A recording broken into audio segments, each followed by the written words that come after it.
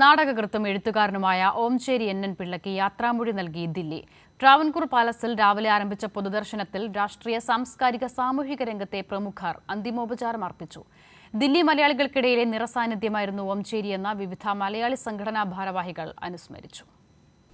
7 പതിറ്റാണ്ടായി ദില്ലി മലയാളികൾക്കിടയിലെ സാംസ്കാരിക സാന്നിധ്യമായിരുന്ന ഓംചേരി എൻ പിള്ളയ്ക്ക് അന്ത്യാഞ്ജലി അർപ്പിക്കാൻ നിരവധി പേരാണ് ദില്ലിയിലെ ട്രാവൻകൂർ പാലസിൽ എത്തിയത്.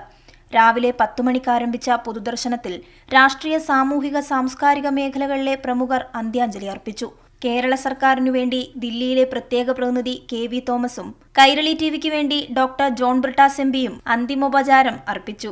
Kerala governor Arif Mohammed Khan, K Radhakrishnan MP, മന്ത്രി കടന്നപ്പള്ളി രാമചന്ദ്രൻ, CPI ദേശീയ general secretary D Raja, Annie Raja, Congress നേതാക്കളായ KC വേണുഗോപാൽ, MK രാഘവൻ തുടങ്ങിയവരും ഓംചേരിക്ക് യാത്രാമൊഴി നൽകാനെത്തി.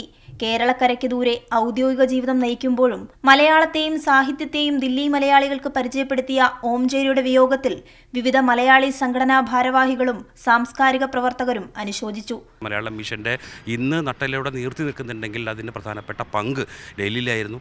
അതിൽ ചുക്കാൻ പിടിച്ച ഒരു വ്യക്തികളിൽ ഒരു പ്രമുഖനായിരുന്നു ഓംചേരി സാർ. അതുകൊണ്ട് തന്നെ ഓംചേരി സാറിൻ്റെ വിയോഗം മലയാള സാഹിത്യത്തിനും നാടക ആചാര്യൻ എന്ന നിലയ്ക്കൊക്കെ വലിയ നഷ്ടമുണ്ടെങ്കിലും മലയാളം മിഷനെ സംബന്ധിച്ചിടത്തോളം ഒരു തീരാനഷ്ടം തന്നെയാണ്.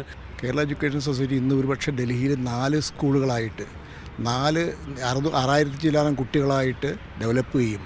മലയാള കുട്ടികളെ 10ാം ക്ലാസ് വരെ മലയാളം നിർബന്ധമാക്കുകയും ചെയ്തുകൊണ്ട് ഒരുപക്ഷെ ഡൽഹി മലയാളികളിൽ ഒരു വലിയ വിഭാഗത്തിനെ മലയാളത്തിലേക്ക് അടുപ്പിക്കാൻ വേണ്ടിയിട്ട് ചെയ്ത ഓംചേരി സാറിൻ്റെ സംഭാവനയെക്കുറിച്ച് നമുക്ക് മറക്കാൻ കഴിയില്ല. ജനസംസ്കൃതിയുടെ എല്ലാ പരിപാടികളും, പ്രത്യേകിച്ച് AKG മെമ്മോറിയൽ ലെക്ചറിന് ആദ്യം മുതൽ അവസാനം വരെ കേട്ടുകൊണ്ടിരുന്ന, അതിൻ്റെ ശ്രോതാവായിട്ട് നിരന്തരമായിട്ട് ഉണ്ടായിരുന്ന ഒരു വ്യക്തിയാണ്. അത് അദ്ദേഹത്തിന് ആരോഗ്യ പ്രശ്നങ്ങൾ ഉണ്ടാകുന്നത് വരെയും അദ്ദേഹം ഈ പരിപാടിക്ക് സ്ഥിരമായിട്ട് വന്നിരുന്നു. അതുപോലെ തന്നെ സർഗോത്സവമാണെങ്കിൽ, നാടകോത്സവമാണെങ്കിൽ, ജനസംസ്കൃതി മറ്റു പരിപാടികളാണെങ്കിൽ എല്ലാ പരിപാടികൾക്കും ഊർജ്ജവും ആവേശവും നൽകിയിരുന്ന ഒരു വ്യക്തിയാണ്. പൊതുദർശനത്തിന് ശേഷം ദില്ലിയിലെ ലോധി റോഡ് ശ്മശാനത്തിൽ വൈകിട്ട് 3 മണിയോടെ സംസ്കാര ചടങ്ങുകൾ നടന്നു.